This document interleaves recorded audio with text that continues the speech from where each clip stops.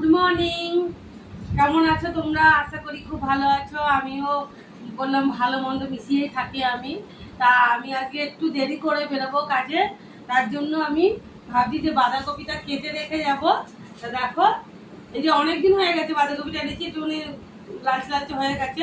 তা ওপরে পাতাটা ফেলে দিয়ে আমি বাঁধাকপিটাকে কেটে রাখবো, এসে রান্না করবো। তো আমার আস্তে আস্তে 4টে 4:30 বেজে যাবে, তোমরা জানোই। আমি এটা রাত্রির জন্য করবো। আমি এখন কেটে রেখে দিচ্ছি। তা চলো আমি বাঁধাকপিটা কেটে নিই।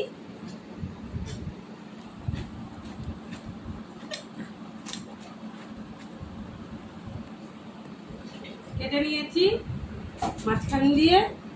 এবার আমি এটাকে ঝিরিঝিরি করে কেটে নেবো।